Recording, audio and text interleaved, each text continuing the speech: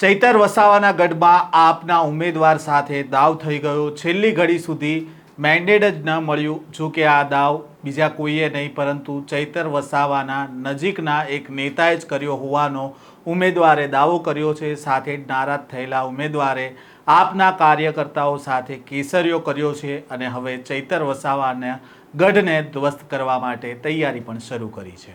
શું છે આ સમગ્ર મામલો, વાત કરીશું આ વિડીયોમાં। વૈષ્ણવજન તો તેને કહીએ જે પીડ પરાઈ જાનાને રે। નમસ્કાર, નવજીવન ન્યૂઝમાં આપનું સ્વાગત છે। હું છું જયંત દાફડા। સ્થાનિક સ્વરાજની ચૂંટણીના પ્રચાર પ્રસારની વચ્ચે હવે પક્ષ પલટાનો દોર શરૂ થયો છે। તેવામાં ચૈતર વસાવા તેમનો ગઢ દિવસે ને દિવસે તૂટતો જોઈ રહ્યા છે। આમ આદમી પાર્ટીના ઉમેદવાર તેમના સમર્થકો સાથે ભાજપમાં જોડાયા છે। ચૈતર વસાવાના નજીકના કહેવાતા વિનય વસાવા પણ તેમના સમર્થકો સાથે ભાજપમાં જોડાયા છે।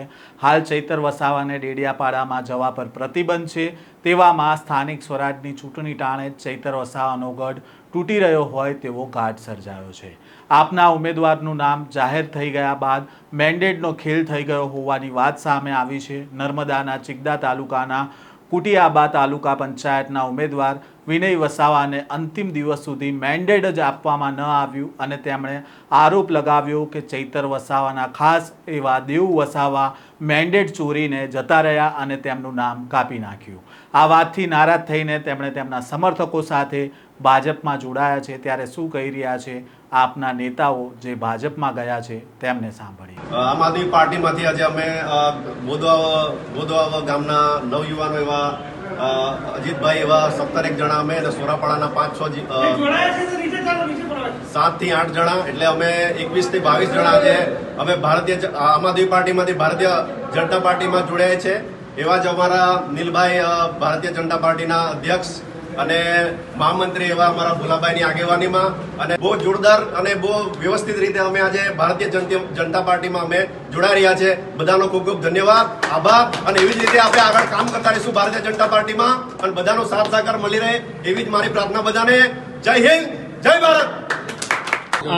હું આમ આદમી પાર્ટીનો સક્રિય કાર્યકર તરીકે ભૂમિકા ભજવતો હતો અને મારા બાબાને તાલુકા પંચાયતની સીટ પર ઉમેદવારીનું યાદી બહાર પડી અને 1 મહિના સુધી એ યાદીમાં નામ રહ્યું અને જ્યારે દેવમોગરા એક નામ ડિક્લેર કરવા માટે એ લોકોએ મિટિંગનું આયોજન કર્યું, તેમાં ઊભા કરીને જાહેર કર્યું કે તાલુકા પંચાયતની સીટ વિનેશભાઈ પારસિંગના નામે જાહેર થાય છે અને પછી એન્ડમાં રાજપીપળા કે ગમે ત્યાં જઈને દેવાભાઈએ છે ને મેન્ડેટ ચોરી લાવીને બીજાના નામ પર લખીને મેન્ડેટ રજૂ કરેલ છે।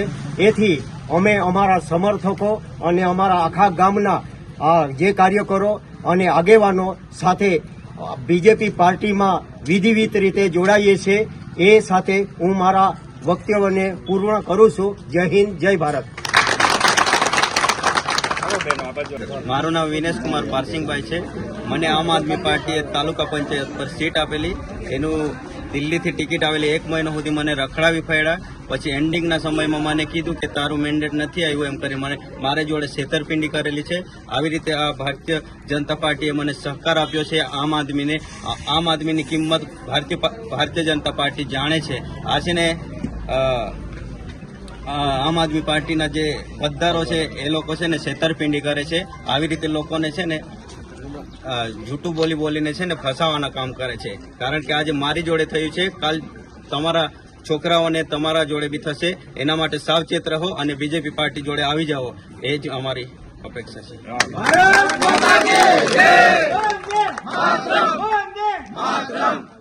ફરજ છે અને આમ આદમી પાર્ટીના દરેક ગામની અંદર દરેક ઘરે ઘરે જઈને એ લોકોના સુપડા સાફ કરવાની આપણી સૌની ફરજ છે। એ સાથે મારું વક્તવ્યને પૂર્ણ કરું છું અને જે તાલુકા પંચાયત અને જિલ્લા પંચાયતની જ્યારે આ ચૂંટણી ચાલુ છે એ ચૂંટણીની અંદર દરેક સીટ પરથી તાલુકા પંચાયતની સીટો અને જિલ્લા પંચાયતની સીટો બહુમતીથી ભારતીય જનતા પાર્ટી જીતવાની છે। આપના ચૈતર વસાવાના નજીકના માણસ એવા સાગબારા તાલુકાના ખોપી જિલ્લા પંચાયતના કાર્યકર વિજય વસાવા એમના સમર્થકો સાથે ભાજપમાં જોડાયા છે। બીજી બાજુ કુટિયાબા તાલુકા પંચાયતના ઉમેદવાર વિનય વસાવા પણ ભાજપમાં જોડાયા છે. હવે એક સમયના ચૈતર વસાવાના ખાસ ગણાવતા વ્યક્તિઓ જ ચૈતર વસાવાનો ગઢ તોડવા માટે ભાજપમાં આવીને તૈયારી શરૂ કરી દીધી છે. ત્યારે આવનારી સ્થાનિક સ્વરાજની ચૂંટણીમાં આની શું અસર થશે તે જોવું રહ્યું. આ પ્રકારના સમાચાર અહેવાલ સાથે ફરી મળીશું. નવજીવન ન્યૂઝ સાથે જોડાયેલા રહેજો.